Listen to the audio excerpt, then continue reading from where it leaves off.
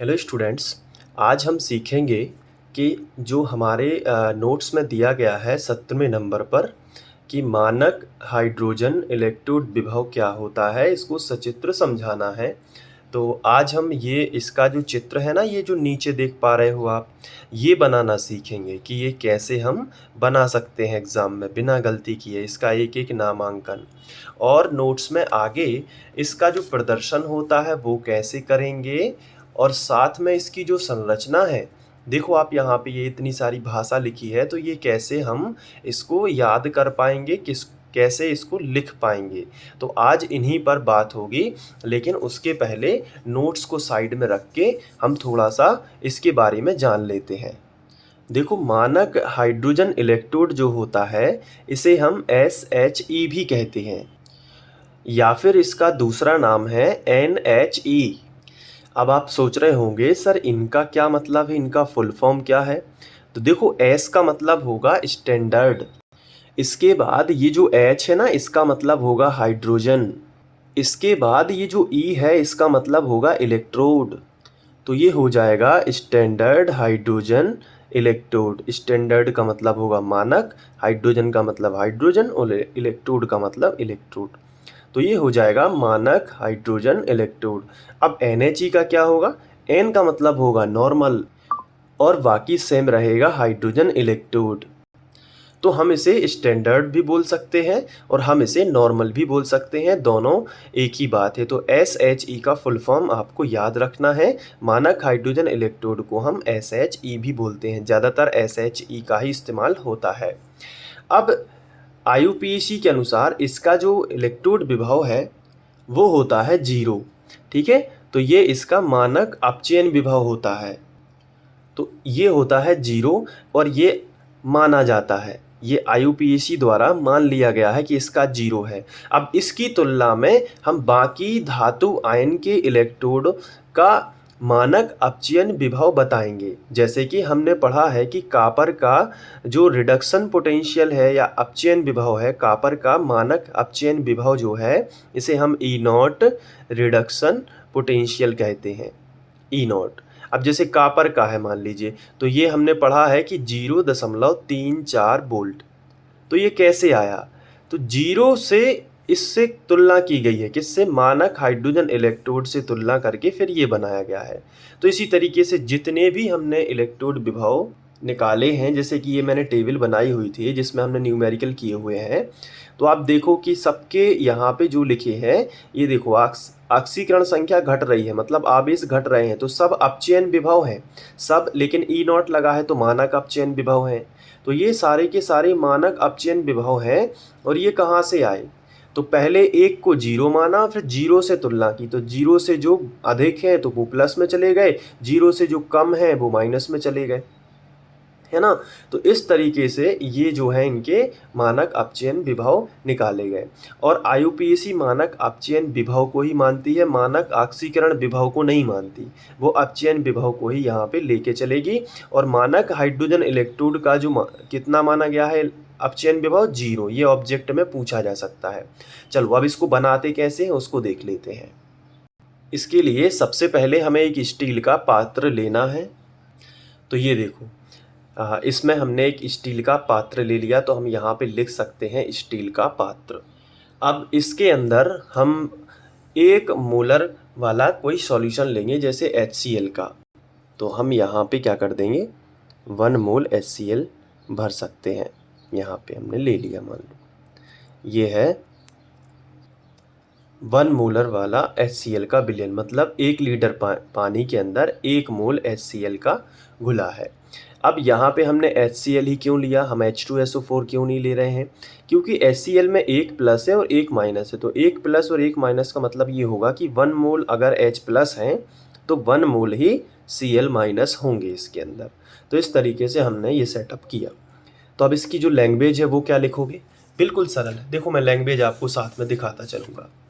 इसमें एक स्टील का पात्र होता है जिसमें 1 m HCl का विलयन लिया जाता है। अब देखो वही चीज़ यहाँ पे है ना, इसमें एक स्टील का पात्र होता है जिसमें 1 m HCl का विलयन लिया जाता है। इसमें एक स्टील का पात्र होता है जिसमें 1 m HCl का विलयन लेते हैं। 1 m मतलब 1 मोलर वाला HCl का विलयन लेते हैं। अब इसके बाद आपको क्या करना है, इसमें एक कांच की छड़ डुबो देनी है। तो यहाँ पे मैं एक कांच की छड़ बना देता हूँ, ये देखो इस तरीके से।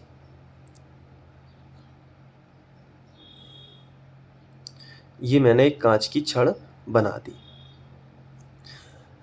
इसके अंदर हम इसमें एक कांच की छड़ लेते हैं। हम इस तरीके से लिख सकते हैं कि इस विलयन में कांच की एक छड़ डूबी रहती है। ये देखो डुबो दी हमने।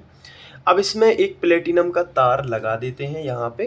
तो हमने क्या किया, यहाँ पे हमने एक प्लेटिनम का तार लगा दिया। ये देखो, ये है प्लेटिनम तार। कांच की छड़ में प्लेटिनम का तार लगा रहता है। प्लेटिनम तार से एक प्लेटिनम हम यहाँ पे प्लेट लगा देंगे।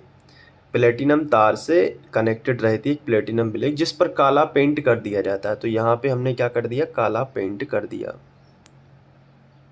ये देखो, तो ये काला पेंट कर दिया, जिसे हम प्लेटिनम ब्लैक कहते हैं। तो इतना तो आप पे बन जाएगा। देखो, इसमें एक स्टील का पात्र होता है। स्टील के पात्र में 1 HCl का विलयन लेते हैं।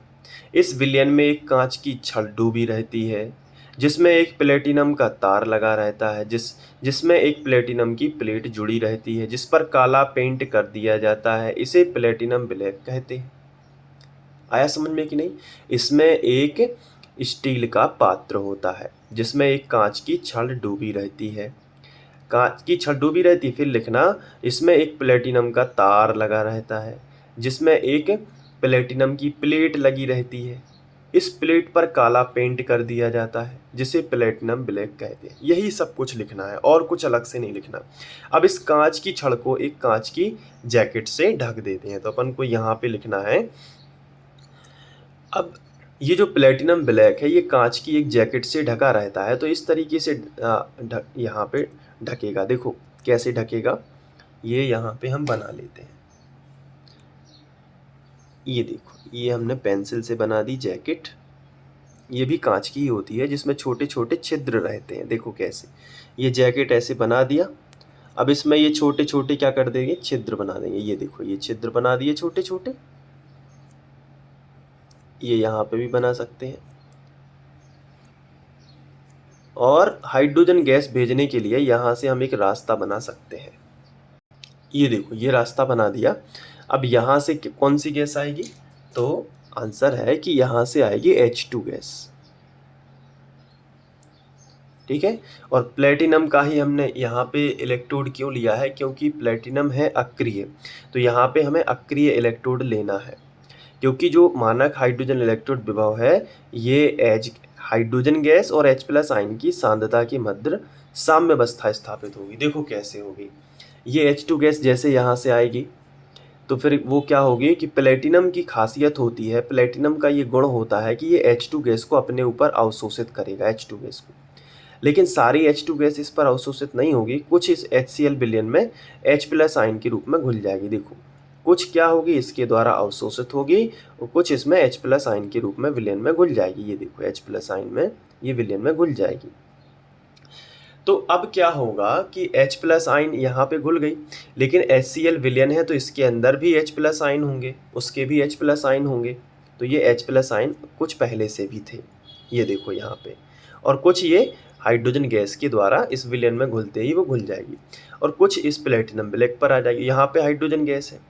अब क्या होगा कि हाइड्रोजन गैस यहाँ पे है, लेकिन क्या होगा, प्लेटिनम ब्लैक क्या करता है कि धीरे धीरे यहाँ की जो हाइड्रोजन है वो इस विलयन में घुलेगी अगर, तो ये जो विलयन में H+ आयन के रूप में पहले से है, ये इसमें अवशोषित फिर वापस हो जाएगी, है ना। तो मतलब इनके बीच में साम्य स्थापित होगा कि जितने H2 गैस इस पर उपस्थित है, उतनी ही H+ आयन यहाँ पे, मतलब जिस मात्रा में इस पर H2 गैस आ रही है, उसी मात्रा में यहाँ पे H+ आयन भी है। जैसे मान लो यहाँ का हाइड्रोजन गैस अगर इस विलयन में घुल जाती है, तो ये जो विलयन में घुले हुए H+ आयन हैं, ये इस पर वापस अवशोषित होकर H2 गैस बनाने लगते हैं। तो ये इधर आए, जैसे यहाँ से यहाँ आए भी, तो ये यहाँ पहुँच गए। तो विलयन में तो H+ आयन की मात्रा समान बनी रही ना। जैसे तैसे ये हाइड्रोजन गैस यहाँ पे थी, तो ये यहाँ पे नीचे आई। जैसे ही हाइड्रोजन गैस नीचे आई तो ये H+ आयन वापस यहाँ चले गए, तो ये साम्यावस्था बनी रहती है, H+ आयन की मात्रा बदलती नहीं है।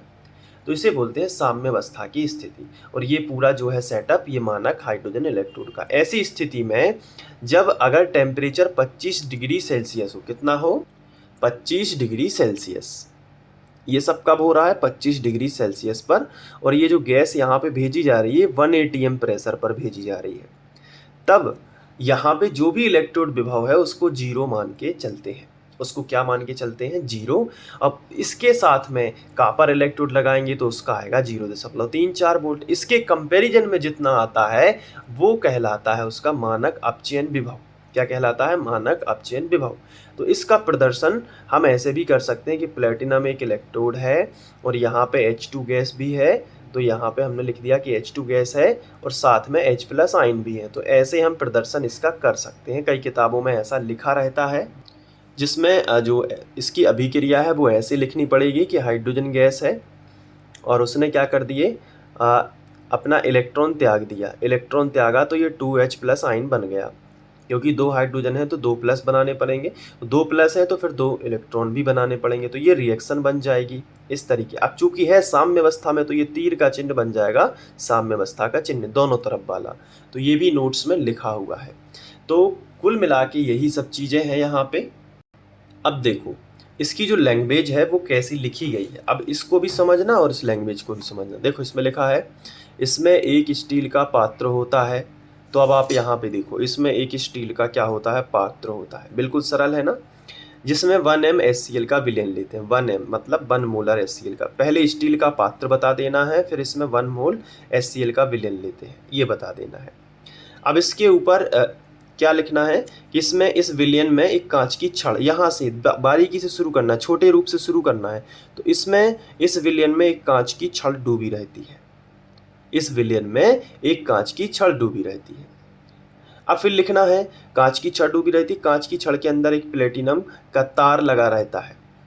तो इसमें एक प्लेटिनम का तार लगा रहता है, किसमें? कांच की छड़ में, जिसमें एक प्लेटिनम प्लेट जुड़ी रहती है जिस पर काला पेंट कर दिया जाता है, जिसे प्लेटिनम ब्लैक कहते हैं। याद हुआ कि नहीं? देखो बिल्कुल सरल है। इसमें एक स्टील का पात्र होता है जिसमें 1m HCl का विलयन लेते हैं। इसमें इस विलयन में एक कांच की छड़ डूबी रहती है जिसमें एक प्लेटिनम का तार लगा रहता है। प्लेटिनम क्यों लिया? क्योंकि ये अक्रिय इलेक्ट्रोड है, तो ये अपनी क्रियाएं नहीं करेगा इसमें। और प्लेटिनम का तार लगा रहता है, प्लेटिनम के तार से एक प्लेटिनम प्लेट जुड़ी रहती है जिस पर काला पेंट कर दिया जाता है, जिसे हम प्लेटिनम ब्लैक कहते हैं। अब इस प्लेटिनम ब्लैक को एक कांच की जैकेट से ढक दिया जाता है। ये देखो ढका है ना, जिसमें छोटे छोटे छिद्र बने रहते हैं और ऊपर एक पार्श्व नली लगी रहती है ताकि हाइड्रोजन गैस भेजी जा सके। जैसे ही हाइड्रोजन गैस को भेजा जाता है, देखो यही भाषा नोट्स में लिखी है, जैसे ही हाइड्रोजन गैस को भेजा जाता है तो कुछ हाइड्रोजन गैस प्लेटिनम ब्लैक द्वारा अवशोषित कर ली जाती है तथा कुछ विलयन में घुल जाती है। ये देखो विलयन में घुल गई ना, जिससे हाइड्रोजन गैस और H+ आयन के बीच में साम्यावस्था स्थापित हो जाती है। ठीक है, ये दोनों के मध्य साम्य स्थापित हो जाता है। या फिर ऐसे भी बोल सकते हो कि H+ आयन और विलयन के मध्य, क्योंकि विलयन में जो H+ आयन है अब उनकी संख्या समान हो जाती है।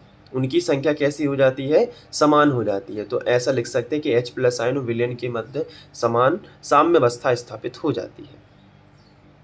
तो अब ये वाली लैंग्वेज आप पढ़ोगे तो आपको बिल्कुल सरल लगेगी। आप देख सकते हैं पूरा नोट्स में जो लैंग्वेज है आपको वो पूरी याद हो जाएगी इसी एक्सप्लेनेशन के आधार पे। और कोशिश की है कि बहुत ही कम समय में आपको पूरा सिखा दिया जाए। और ये इसका चित्र है, तो कैसे बनाया है आप देख सकते हैं, वही चित्र है बिल्कुल, तो आप बना सकते हैं, है ना। अब इसमें जो भी है नामांकन, तो मैं आपको इसमें थोड़ा सा और बताना चाहूँगा कि देखो ये प्लेटिनम तार है, ये प्लेटिनम ब्लैक है। तो देखो जो मैंने बनाया है ना, ये प्लेटिनम ब्लैक है, आप इसको लिख सकते हो कि ये है प्लेटिनम तार। तो यहाँ पे हमने लिख दिया कि ये है प्लेटिनम तार। ठीक है, ये हाइड्रोजन गैस ऊपर से भेजी जा रही है, तो ये भी है। और यहाँ पे अगर हम नोट्स में देखें तो ये देखो ये छोटे छिद्र हैं, ये कांच की जैकेट है। पहले तो आप लिखोगे ये कांच की जैकेट है, जैकेट, कांच की जैकेट है, स्टील का पात्र हो ही गया। अब ये जो छोटे छोटे छिद्र हैं ये आप लिख सकते हो H2 गैस निकलने के लिए, H2 गैस निकलने के लिए बनाए गए हैं, निकलने के लिए। तो आप इसमें भी, इस वाले चित्र में भी आप यहाँ पे बना सकते हो, छोटे छोटे छिद्र हैं जो कि H2 गैस निकलने के लिए, तो आप इसमें बना लेना, ठीक है। अब देखो और क्या इसमें दिया गया है, H2 गैस होगा, प्लेटिनम प्लेट, यहाँ पे सब हो गया। और ये इसके जो यहाँ पे अभिक्रियाएं मैंने समझाई हैं, ये वाली ये लिखी हैं यहाँ पे, तो ये आप कवर कर लेना। और बस इसमें कुछ भी नहीं है, और इसकी ये भाषा है तो इसको कवर कर लीजिएगा। और क्यों इसका उपयोग होता है, ताकि हम दूसरे धातु इलेक्ट्रोड के अपचयन विभव निकाल सकें। IUPAC कहती है कि इसका जो अपचयन विभव है वो 0 रहेगा। अब इसकी तुलना में जितना रहेगा वो उसको मानेंगे कि इसकी तुलना में, अब देखो किसी भी सेल का हम मानक अपचयन विभव निकालेंगे तो इसको एक तरफ लगाएंगे और उसको दूसरी तरफ लगाएंगे। जैसे ही मान लो कि ये एक सेल है, तो यहाँ पे हम मानक हाइड्रोजन इलेक्ट्रोड लगा देंगे, और इस तरफ जैसे कॉपर का लगाया है तो कॉपर का पता चल जाएगा। और इसकी एक और विशेषता होती है कि ये लेफ्ट और राइट दोनों तरफ लग सकता है, कहीं भी लग सकता है, ये लेफ्ट तरफ और राइट तरफ, यानी ये एनोड हाफ सेल काम कर सकता है या कैथोड हाफ सेल काम दोनों कर सकता है।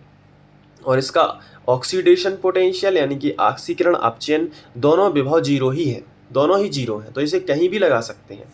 तो जैसे मान लो हमें कॉपर का पता करना है तो एक तरफ कॉपर लगाएंगे, एक तरफ ये लगाएंगे। जैसे मान लो हमें जिंक का पता करना है तो एक तरफ जिंक लगाएंगे, एक तरफ ये लगा देंगे, तो पता चल जाएगा, ठीक है। वोल्टमीटर में प्रदर्शित हो जाएगा वो वोल्टेज। तो क्योंकि इसका 0 है तो इसके अलावा जो कुछ बताएगा वो उसी का हो जाएगा, जैसे कॉपर का, जिंक का। तो ये इसका एप्लीकेशन है। तो उम्मीद है कि आपको समझ में आ गया होगा। और नोट्स का आप स्क्रीनशॉट ले लो, एक बार चित्र का ले लो, ठीक है। चित्र ये है, थोड़ा सा डिफरेंस है, ज़्यादा डिफरेंस नहीं है। आप चाहें तो ये वाला भी बना सकते हो, जो मैंने समझाया है ये भी बिल्कुल करेक्ट है, या फिर आप ये वाला भी बना सकते हो। और इसके बाद ये इसका भी स्क्रीनशॉट ले लो, ये भी आपको बनाना ही है। चलिए अब इसके बाद हम आगे बढ़ते हैं, नेक्स्ट क्वेश्चन करेंगे। Thank you.